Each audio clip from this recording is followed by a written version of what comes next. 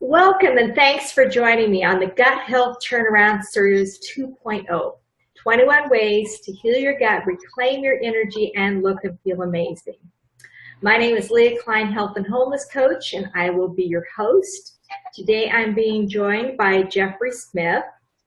Thank you for being here. Glad to be here. And he's going to be talking about the critical case for choosing non-GMO and organic.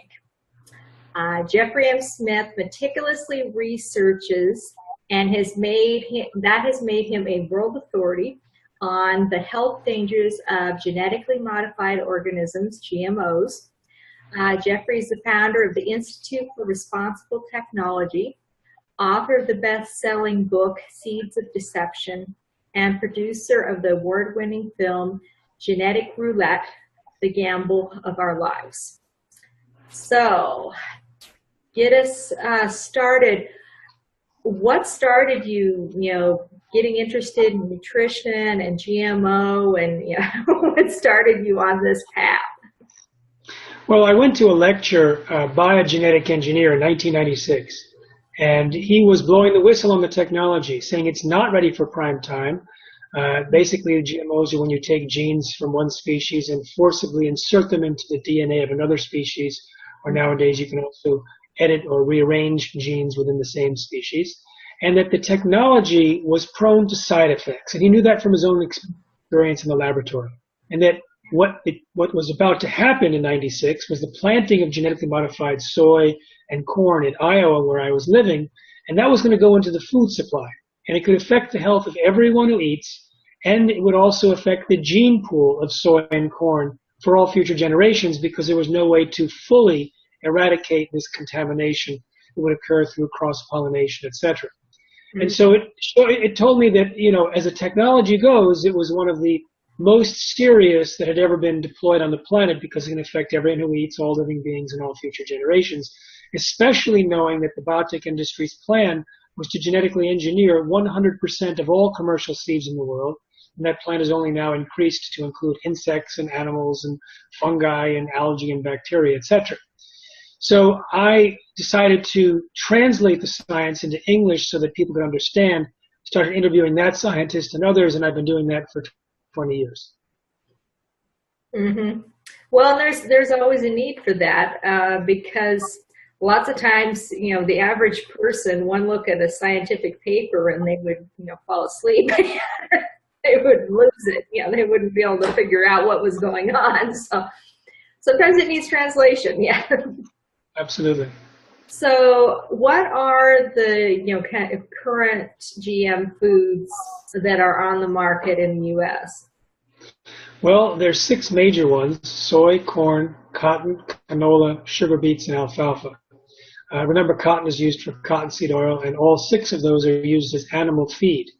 Now, of those 6, a lot of them are found in processed foods. The soy and corn, the sugar beets create more than most of the sugar in the United States, and more than cane sugar, in fact.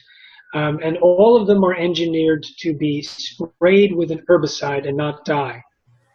Roundup Ready, for example, Roundup Ready seeds are sprayed with Roundup herbicide and not kill these genetically engineered crops, but they kill all the other plants in the field. And that's the main reason they create GMOs, is for these chemical companies to sell more herbicide. There's also corn and cotton plants engineered to produce their own toxic insecticide, which breaks open holes in the walls of the stomachs of insects to kill them. Now, in addition to those 6 major ones, and it's with the exception of alfalfa, it's at least 90% of all the crops of those 5: soy, corn, cotton, canola, and sugar beets. At least 90% of the acreage in the United States is dedicated to the GMO variety of those. You also have most of the papaya from Hawaii or China, and then a smaller percentage of zucchini and yellow squash. And right now, a very small percentage of apples and potatoes introduced in 2016. These apples and potatoes are engineered not to brown when sliced, so they're sold for, like the apples are sold for pre-sliced apples. Now, there's also milk, meat, and eggs from animals that have been fed GMOs, so that's something also to look for. Yeah, so you've got the trickle down things, what eats it, and then, they may themselves not be GMO, but, what have they been eating? Yeah. Exactly. So what are some other sources? I mean, obviously, animals that have eaten GMO would be one of the ways that we can contact it, not realizing it. Are there some sources?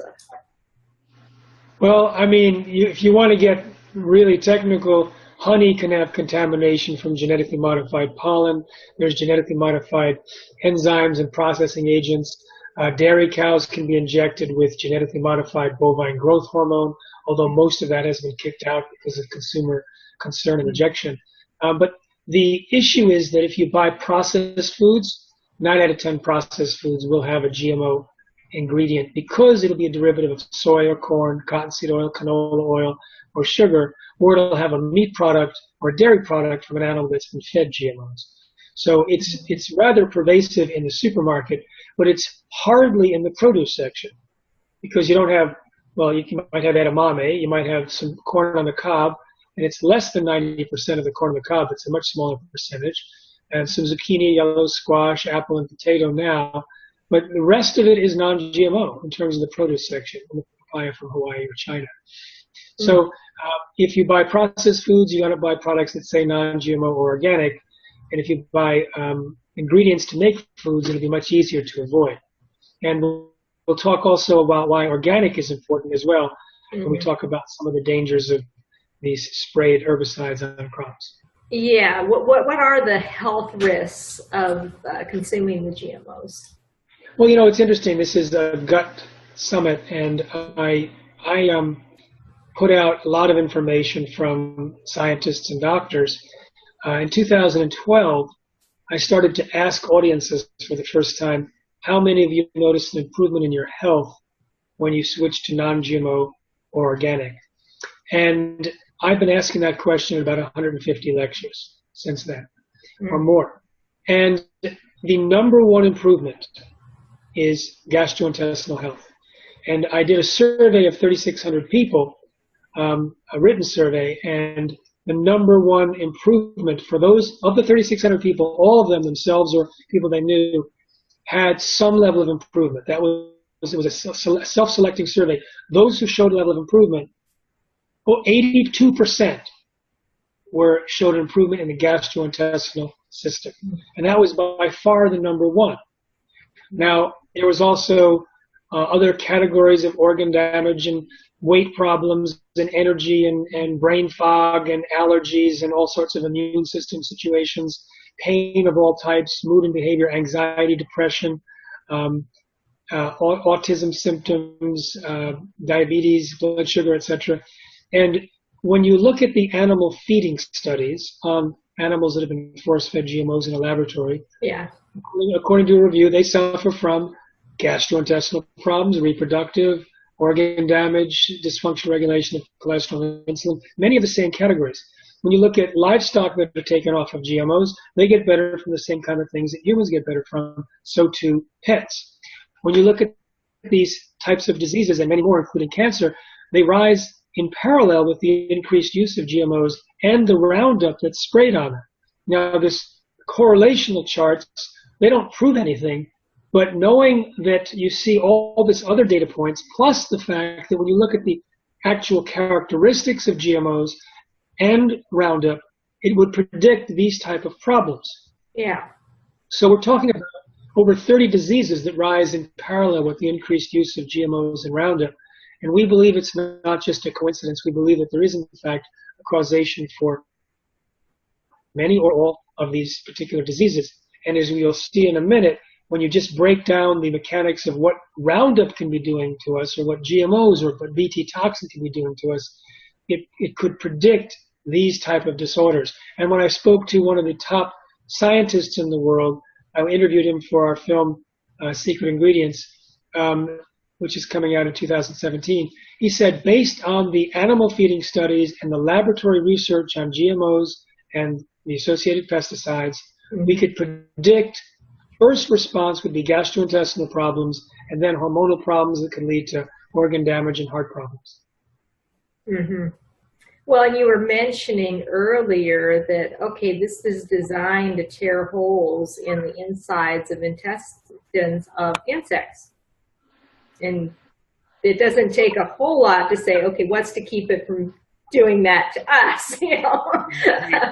So if you eat corn, for example, genetically engineered corn, which is the basis for corn chips and corn tortillas and polenta, it'll be in some corn on the cob, but not most. But you can't tell unless you know if it's organic or non-GMO, because it's not labeled as GMO.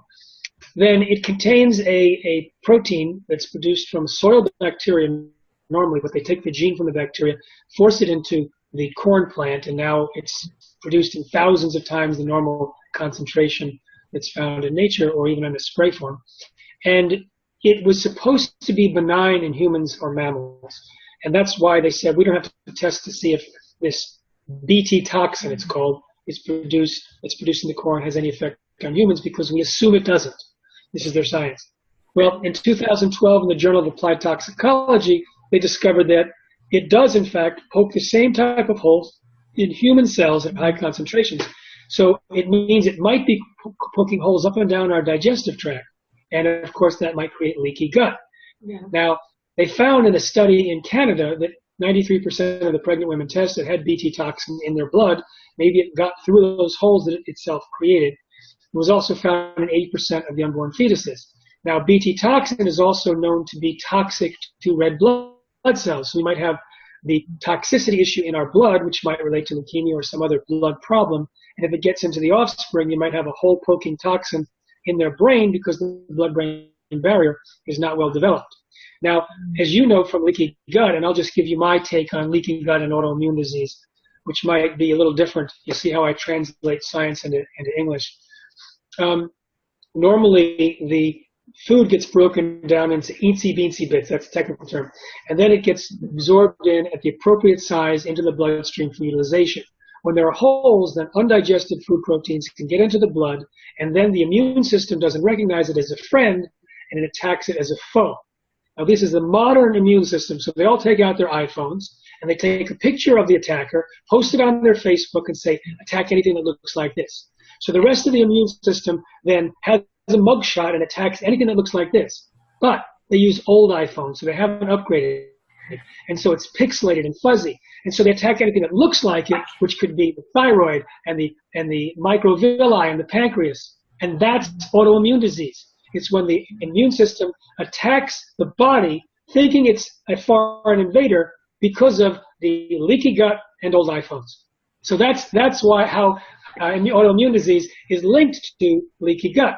And so when you have the Bt toxin poking holes in human cells, it might be doing that inside our gut, in which case it might explain a lot of the gastrointestinal disorders that people are experiencing when they get better from these when they switch to non-GMO.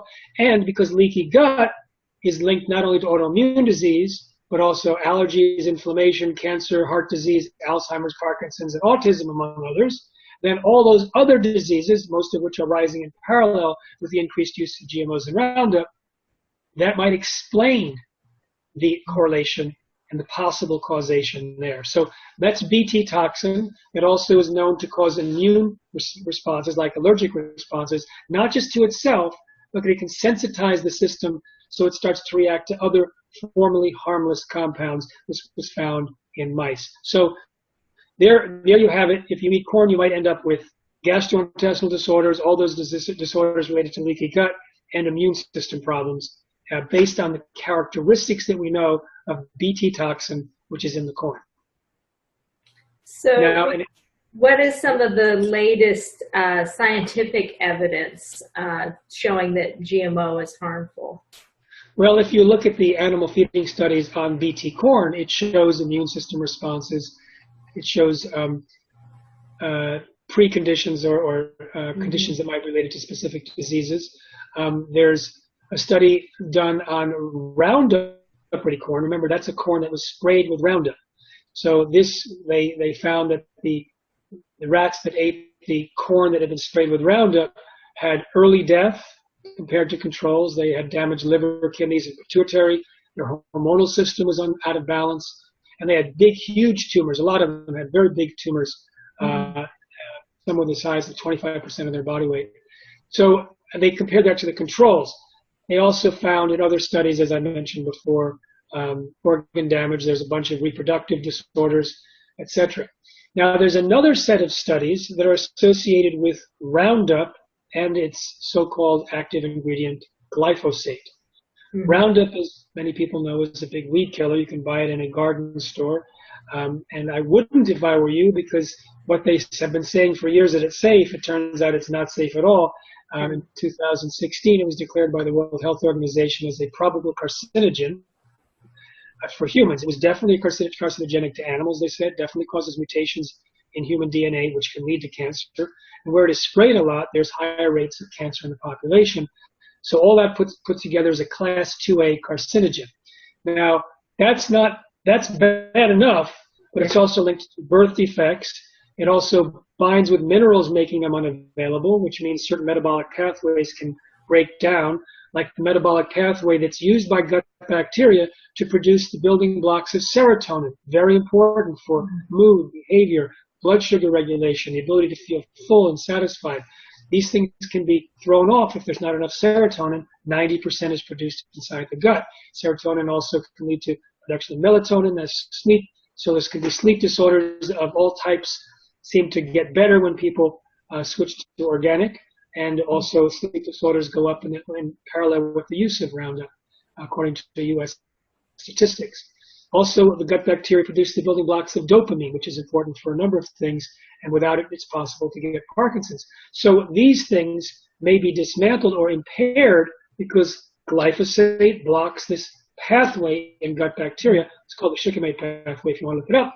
And another pathway that helps the liver detox, produces vitamin D, processes pharmaceuticals, and a bunch of other things. So that's another thing that Roundup does. Roundup also is an endocrine disruptor, which means that the sex hormones and other hormones can be out of balance, which can affect the organs. It's also a mitochondrial toxin. That might explain why when people switch to an organic diet, the brain fog can go away, the energy can increase, because mitochondria provides energy to the body. What's really important for everyone to understand in terms of the gut seminar is that Roundup, or its active ingredient glyphosate, is patented as an antibiotic. It is an antibiotic that kills the beneficial gut bacteria, the stuff we want in our system, the stuff we buy, it's in yogurt, it's in probiotics, the lactobacillus, the bifidus, and not the nasty stuff like E. coli, salmonella, and botulism, which can overgrow, and that overgrowth, or called dysbiosis, can cause all sorts of problems in the gut, digestive disorders, bloating, intense acid, which can hurt the walls of the intestines, which can then suppress the digestive enzymes, which can make digestion even harder. It can then also create gaps, glyphosate directly and the gut bacteria problem can create gaps between the cells in the walls of the intestines. It's only one cell thick. And then you have another form of leaky gut that's potential from taking these products that have Roundup sprayed on them. And so that leaky gut thing is a big problem. When you look at all these different modes of action of Roundup and glyphosate, its carcinogenicity, its antibiotic nature, mitochondrial or hormonal, etc., that could explain most or all of the 30 diseases that are rising in parallel with the increased use of Roundup. It doesn't mean that because it rises in parallel that it's definitely a cause and effect, but there's so much other evidence we do think that it is in fact a cause and effect. Now, when I mentioned Roundup is sprayed a lot on Roundup-ready soy and corn, cotton for cottonseed oil, canola, sugar beets, alfalfa for use as hay. But it's also sprayed as a ripening agent just before harvest on dozens of other crops. We know that the grains can get sprayed: wheat, barley, rye, rice. These things, if they're not organic, they may have a lot of Roundup residues, like glyphosate residues on them. Same with legumes, dried peas, lentils. Same with certain root crops like sweet potatoes and potatoes, as well as other products like sugarcane and sunflowers and others. So we don't have a full list because the FDA stopped testing, and no one's testing for glyphosate in these crops at this point on a consistent basis. And so we highly recommend switching to all organic. Non-GMO if you can't get all organic, but organic would be the best. And the film that that were coming out in 2017 called Secret Ingredients that I'm creating with Amy Hart, shows that when families switch to organic, things like autism diagnoses, it's true, in these families, they go away. The skin problems, weight problems, infertility, for an entire clinic with 77 out of 77 people. We have so much evidence now when families switch to organic, things get better often dramatically. Doesn't happen with everyone. It doesn't happen in a consistent way that you can say it will happen to you in this way. But we can say that so many people, when they switch to organic, get better. We have the doctors reporting it to us in the film and other times. I speak at medical conferences all over, and I ask the doctors, what have you noticed improving in your patients when you switch them to organic?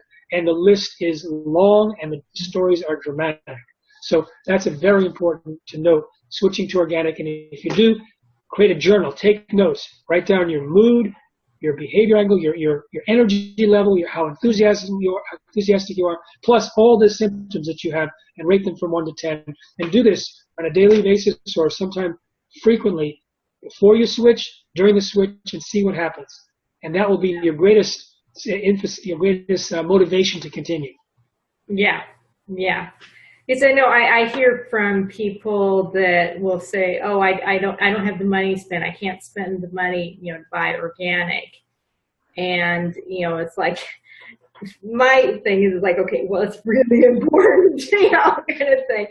But that's one of the things you could tell them to do is, hey, do a test, write it down, and turn it into a scientific study of your own. And see what happens. See I talked to improvement. I talked to one family of 5 kids. They were spending $18,000 a year in health bills. They switched to organic. It went to $9,000 the next year and $3,000 the year after. So, and I also note with doctors and individuals, a lot of people who are very sensitive, when they switch back for a weekend or weekend getaway or sometimes even one night, they'll notice some of the symptoms that went away start to come back. And that really proves to them that it was, in fact, the diet when they backslide and they notice the change. Now, I should mention that the two toxins we talked about, the Roundup, which is sprayed on GMOs, most of them, and then the Bt toxin produced in corn, those have a lot of problems associated with them. But even the process of genetic engineering itself can create massive collateral damage in the DNA and could increase allergens or toxins or anti-nutrients or problems that could affect all sorts of systems. And so that long-term study that I talked about with the Roundup Ready corn, it was a 2-year study. They not only tested rats on the Roundup Ready corn that had been sprayed with Roundup, they tested rats that were eating Roundup in the drinking water that didn't take the corn. And then they tested rats that were taking the corn that was never sprayed with Roundup. All 3 groups, Roundup Ready corn, Roundup alone, and Roundup sprayed on the Roundup Ready corn, all 3 groups had early death, organ damage, hormonal problems, and multiple massive tumors. So it's not just the toxins that are added to or expressed in the GMOs, it's also the disruptive process of creating the GMO in the first place. So in all forms, it creates problems. Why are children particularly susceptible to the effects of GMO foods? Well, children, first of all, they don't have a very developed immune system. They don't have a developed gut bacteria. They don't have a developed blood-brain barrier. They have more allergies than adults or even toddlers over 2. They also eat more per pound, per body weight, and the food also gets translated into their structure, into their system. So it's not just used for energy, it's used to create structure. So if there's a toxin or a nutritional problem, it'll show up. So they're much more sensitive. And also the gut bacteria issue, the inoculation of the gut bacteria happens at the time of birth. So it happens in the birth canal. So children who are born from cesarean section have a different microbiome. The gut bacteria, is extremely important to health, detoxification, immune system, digestion. And if the mother is eating non-organic food and getting exposed to Roundup as an antibiotic, then their gut bacteria can be altered. and that altered gut bacteria can be passed on to the offspring, and that sets up a pattern that can last a long time. So even prior to birth, and also the pediatrician that we talked to says she recommends going to organic diet at least 2 weeks before conception, because there's a couple hundred or more chemicals that can be taken out of the body or leave the body, or some big reduction when you switch to organic, and you want to keep that bloodstream clean because it ends up going through the cord blood into the fetus. And there's certain phases of the fetal development where it's very sensitive, and the wrong toxin can cause a defect. And one of those toxins could be glyphosate, which is the active ingredient around it, but that's linked to birth defects, as well as Liberty herbicide, which is sprayed on genetically engineered Liberty Link corn. So you don't want to be taking GMOs or even non-organic food during pregnancy if you can avoid it. Mm-hmm. And after, when and from then on, yes. Also during breastfeeding and all that. Now, people may ask, well, if it's so bad, how come it got on the market? Well, it turns out that the White House had told the FDA to promote GMOs, so the FDA hired Michael Taylor, Monsanto's former attorney, to be in charge of policy. Monsanto is the big GMO company. He worked as their outside attorney. He then oversaw a policy which said companies like Monsanto that told us that Agent Orange and DDT and PCBs were safe, and they got that wrong, they can determine whether their GMOs are safe and not even tell the FDA or consumers and just put it on the market because no safety studies are needed by the FDA. And Michael Taylor, after overseeing that policy, went and joined Monsanto as their vice president of policy of government relations, and then came back to the FDA as the U.S. Food Czar under the Obama administration. Now, 7 years later, after this policy was in place, documents were made public from a lawsuit from the FDA files showing that the entire basis of the policy was a fraud. The policy said that the agency was not aware of any information showing that GMOs were significantly different, and that was the basis for the no testing requirement. But the scientists at the FDA uniformly, overwhelming consensus, was exactly the opposite. The GMOs were different and dangerous and needed to be tested. They were ignored, their concerns were denied in the policy, and that's why GMOs are put on the market, because of political collusion and corruption, not because of the science.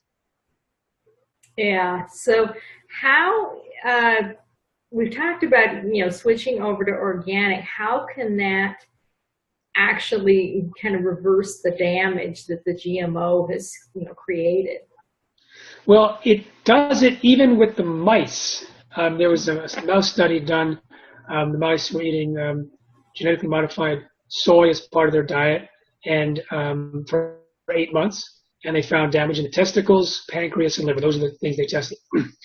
And then they took one set of mice that were eating the GMOs, and for the next month after 8, they put them in a non-GMO soy diet, and all of the problems started to reverse. And then they had the controls. They were on a control soybean diet for 8 months. They had no problem. And when they took some of them and put them on GMOs for the last month, for the 9th month, they started to develop these problems. So it was pretty clear that it was the GMO soy that was causing the problems and getting better. The body has a tremendous ability to heal, but if you burden the body constantly and block certain metabolic pathways, just imagine the pathway that produces vitamin D, which is really a hormone. It's so important. When that gets blocked, even the detoxification pathway in the liver, so many other poisons in the liver get released by the liver, and if you block that detoxification pathway, it means all the other toxins that are normally released get amplified.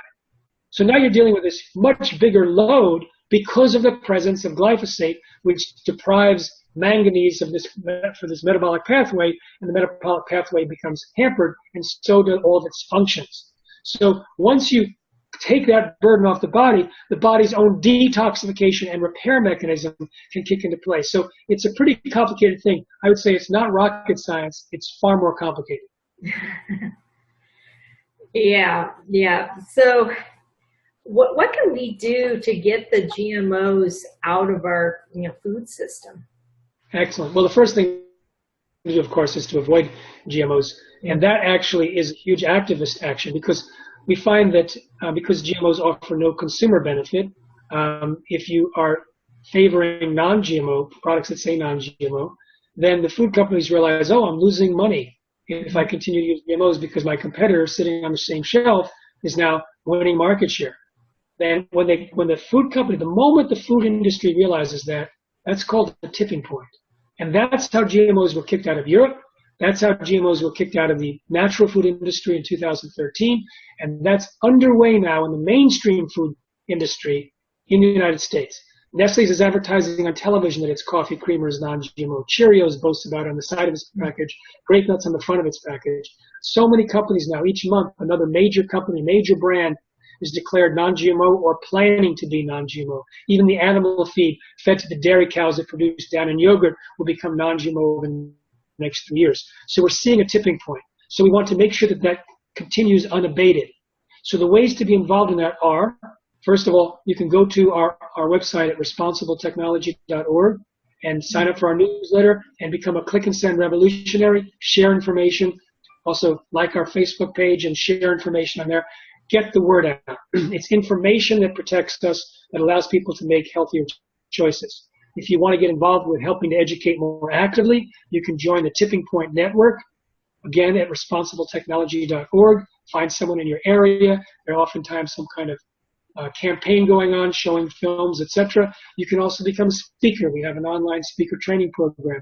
In fact, we have a program even to help communities kick out Roundup and other pesticides from the schools and parks and city municipalities, etc. So we have ways that people can plug in. We're a nonprofit, and one way that we rely on in order for us to do our work is, of course, donations. So you can also, you may not have the time to do work yourself, but you may want to help pay for someone who does have the time, and that's also available through our 501c3. So there's a lot of ways that people can be involved, and when you want to get technical, it really depends on who you are and what you like to do, what your skills are, who you know, and how you spend your time. And then think creatively how you can contribute. But the key is the tipping point is already underway. So getting people aware of the GMO issue is critical. We also want to push people towards organic as much as possible, because that's when the full, much healthier food gets into play, because you get rid of the wheat that's sprayed with Roundup, etc. And by the way, it's the Roundup sprayed on the wheat that might be a major cause of the gluten sensitivity, because gluten, according to many published studies, can sensitize the body or predispose the body to react to gluten through this leaky gut, etc. So that may explain why you're seeing so much gluten-free food, because of the requirements of the body that's been, assaulted with the GMOs and the Roundup. Okay. So why don't you tell our listeners about your free gift for them? Sure. I started it 20 years ago in this and realized that the tipping point was the way forward, and I had to start packaging the information that the scientists were giving into ways that people could understand. And I wrote the book Seeds of Deception, and it was the world's best-selling book on GMOs. I packaged all the health dangers that were known in another book called Genetic Roulette. And they again, popular around the world, but nothing had as big an impact as the movie Genetic Roulette, The Gamble of Our Lives.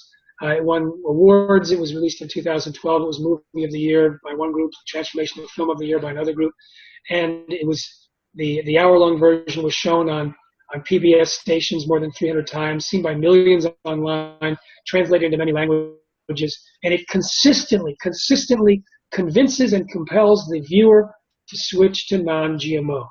And so I think it's been responsible for why now, partly responsible for why 58% of Americans say they're looking for non-GMO food, because either they saw the film or their friends or their friends of their friends saw the film, and the energy out around the dangers of GMOs is getting out there. So it's been a major contributor to this wave. And so if you haven't seen it yet, that's available. You get a limited time showing, and watch it and share it with your family, because if you're switching to non-GMO, they'll want to know why. And it turns out, I've been told by wives, they say, I want you to know the biggest testimony about your film is I've been trying to get my husband to switch for years. He saw your film, he switched. I've had parents say that about their kids say it about their parents. So it's, people always say, how do I get my family to change? I said, you can't, because you're discounted. Let me do it. Show them the film. Sounds like a really good plan. Now, the address for that is at responsibletechnology.org /free gift genetic-roulette / and we will have that link on our speakers page, but I wanted to go ahead and give it to you as well. So that is your special limited time offer to listen and watch, to that for free. And then if somebody wants to connect with you, it's through the responsibletechnology.org. Yes, we have a staff. I've worked in 42 countries, and we're expanding our information. We need to raise money so we can be more effective in some of these other countries that don't have as strong a coalition working to protect health and environment. So we respond to emails. So go to our site, info@responsibletechnology.org. We'll get to our staff, and they'll write it to me if it's for me. So we look forward to participating with this effort with a lot of people. And it's an opportunity to protect, as we said in the beginning. You asked me how I got involved. This is a technology that can affect everyone who eats and all living beings for all future generations, because it can change permanently the gene pool. And now that the biotech industry wants to genetically engineer mosquitoes and other insects and salmon and other fish and, pigs and cows and other livestock, they want to eliminate the nature of nature, to take out the products of the billions of years of evolution and replace it with a technology and change DNA that we know its most common effect is side effects, surprise side effects. And so they want to rush to get things out there before the patent expires. We want to put it back in the lab at least until they've done their homework. And right now they've done their homework. So now would be a great time to get involved, and certainly a great time to be non-GMO. And so that helps influence both your health and also societal trends. All right. Well, I know I try to eat organic as much as humanly possible myself for those same reasons, and I do encourage everyone to do that, because we just do not know what's going on with these things, and it's just not good science to experiment with our own bodies. They may think we're a science experiment, but we have the choice to not be a science experiment and to eat food the way it was meant to be eaten. So thank you so much, Jeffrey, for being on. I so look forward to having you on with us and getting this information out there to the people who are going to be watching. Thank you. It's been great. Safe eating, everyone. All right, and thank you everyone for listening today, and come back tomorrow for more of the Gut Health Turnaround series.